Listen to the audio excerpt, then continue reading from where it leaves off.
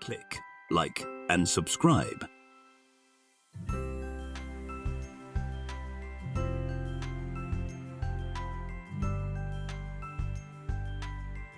Begin the morning by saying to thyself, I shall meet with the busybody, the ungrateful, arrogant, deceitful, envious, unsocial. All these things happen to them by reason of their ignorance of what is good and evil. But I, who have seen the nature of the good, that it is beautiful, and of the bad, that it is ugly, and the nature of him who does wrong, that it is akin to me, not only of the same blood or seed, but that it participates in the same intelligence and the same portion of the divinity. I can neither be injured by any of them, for no one can fix on me what is ugly, nor can I be angry with my kinsman, nor hate him, for we are made for cooperation, like feet, like hands, like eyelids, like the rows of the upper and lower teeth. To act against one another, then, is contrary to nature, and it is acting against one another to be vexed and to turn away. Whatever this is that I am, it is a little flesh and breath, and the ruling part. Throw away thy books, no longer distract thyself. It is not allowed, but as if thou wast now dying, despise the flesh. It is blood and bones and a network, a contexture of nerves, veins, and arteries. See the breath also, what kind of a thing it is, air, and not always the same, but every moment sent out and again sucked in. The third, then, is the ruling part. Consider thus, thou art an old man, no longer let this be a slave. No longer be pulled by the strings like a puppet to unsocial movements. No longer either be dissatisfied with thy present lot or shrink from the future. All that is from the gods is full of providence. That which is from fortune is not separated from nature or without an interweaving and involution with the things which are ordered by providence. From thence all things flow, and there is besides necessity, and that which is for the advantage of the whole universe, of which thou art a part, but that is good for every part of nature which the nature of the whole brings, and what serves to maintain this nature. Now the universe is preserved, as by the changes of the elements, so by the changes of things compounded of the elements. Let these principles be enough for thee, let them always be fixed opinions. But cast away the thirst after books, that thou mayest not die murmuring, but cheerfully, truly, and from thy heart thankful to the gods. Remember how long thou hast been putting off these things, and how often thou hast received an opportunity from the gods, and yet dost not use it. Thou must now at last perceive of what universe thou art a part, and of what administrator of the universe thy existence is an efflux, and that a limit of time is fixed for thee, which if thou dost not use for clearing away the clouds from thy mind, it will go and thou wilt go, and it will never return. Every moment think steadily as a Roman, and a man to do what thou hast in hand with perfect and simple dignity, and feeling of affection and freedom and justice, and to give thyself relief from all other thoughts. And thou wilt give thyself relief if thou doest every act of thy life as if it were the last, laying aside all carelessness and passionate aversion from the commands of reason, and all hypocrisy and self-love and discontent with the portion which has been given to thee. Thou seest how few the things are, the which, if a man lays hold of, he is able to live a life which flows in quiet, and is like the existence of the gods, for the gods on their part will require nothing more from him who observes these things. Do wrong to thyself. Do wrong to thyself, my soul, but thou wilt no longer have the opportunity of honoring thyself. Every man's life is sufficient, but thine is nearly finished, though thy soul reverences not itself, but places thy felicity in the souls of others. Do the things external which fall upon thee distract thee. Give thyself time to learn something new and good, and cease to be whirled around. But then thou must also avoid being carried about the other way. For those too are triflers who have wearied themselves in life by their activity, and yet have no object to which to direct every movement, and, in a word, all their thoughts. Through not observing what is in the mind of another, a man has seldom been seen to be unhappy. But those who do not observe the movements of their own minds must of necessity be unhappy. This thou must always bear in mind. What is the nature of the whole? and what is my nature and how this is related to that, and what kind of a part it is of what kind of a whole, and that there is no one who hinders thee from always doing and saying the things which are according to the nature of which thou art a part. Theophrastus, in his comparison of bad acts, such a comparison as one would make in accordance with the common notions of mankind, says, like a true philosopher, that the offences which are committed through desire are more blamable than those which are committed through anger. For he who is excited by anger seems to turn away from reason with a certain pain and unconscious contraction, but he who offends through desire, being overpowered by pleasure, seems to be in a manner more intemperate and more womanish in his offences. Rightly then, and in a way worthy of philosophy, he said that the offence which is committed with pleasure is more blamable than that which is committed with pain, and on the whole the one is more like a person who has been first wronged and through pain is compelled to be angry, but the other is moved by his own impulse to do wrong, being carried towards doing something by desire. Since it is possible that thou mayest depart from life this very moment, regulate every act and thought accordingly, but to go away from among men, if there are gods, is not a thing to be afraid of, for the gods will not involve thee in evil, but if indeed they do not exist, or if they have no concern about human affairs, what is it to me to live in a universe devoid of gods or devoid of providence?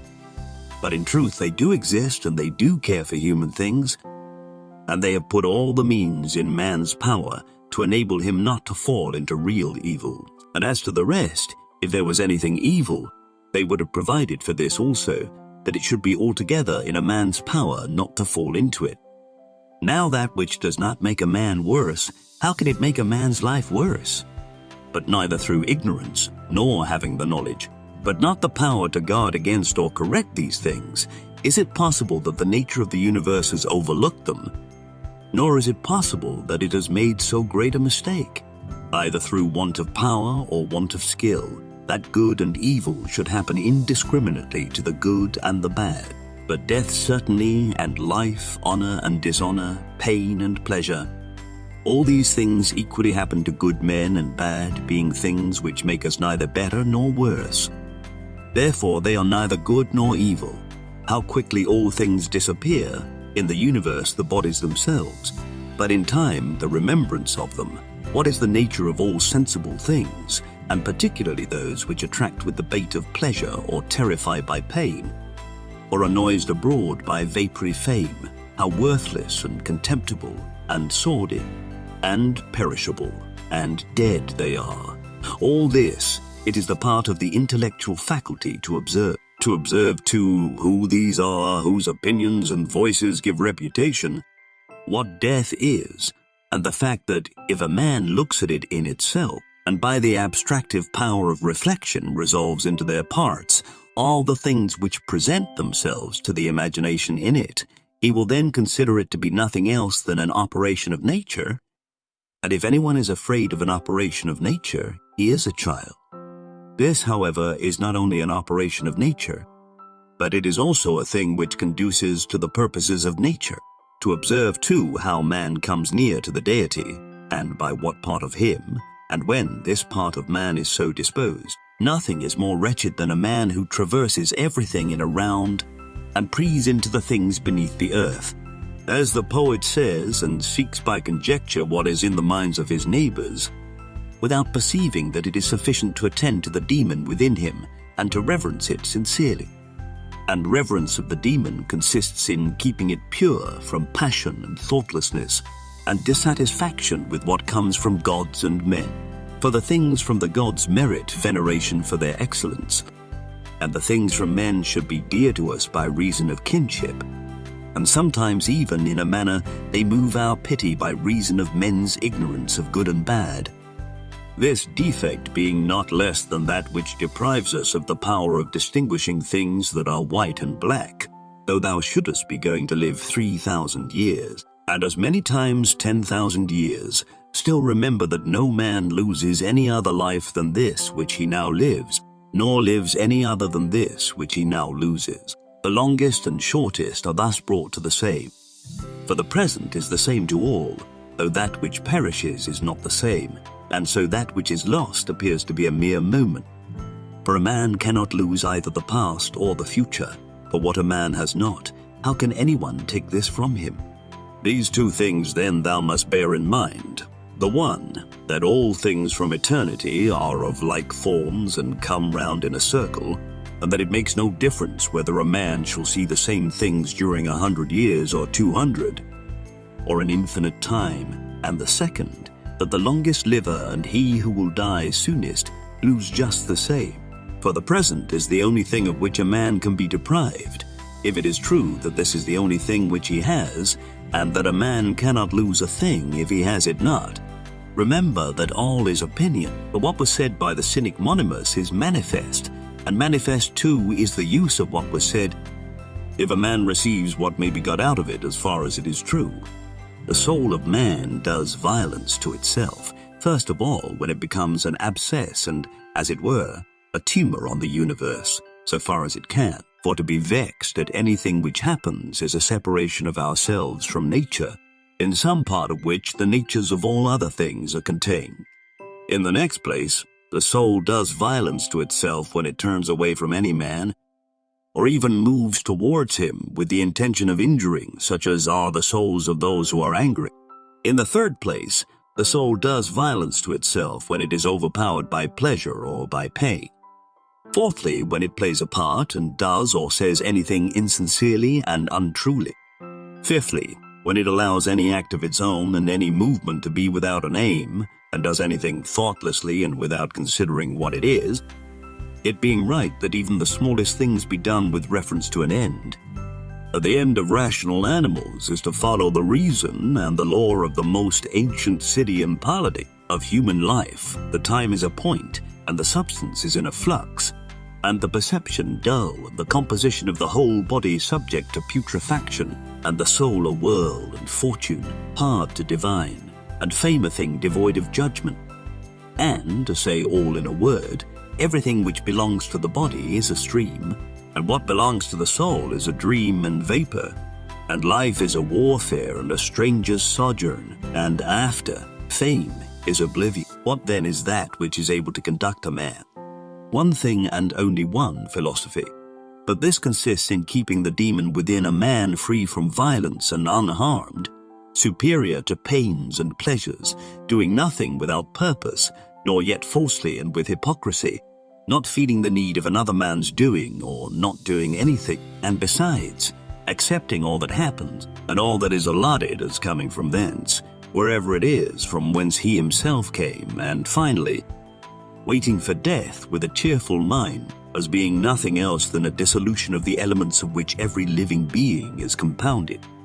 But if there is no harm to the elements themselves, and each continually changing into another, why should a man have any apprehension about the change and dissolution of all the elements? For it is according to nature, and nothing is evil which is according to nature,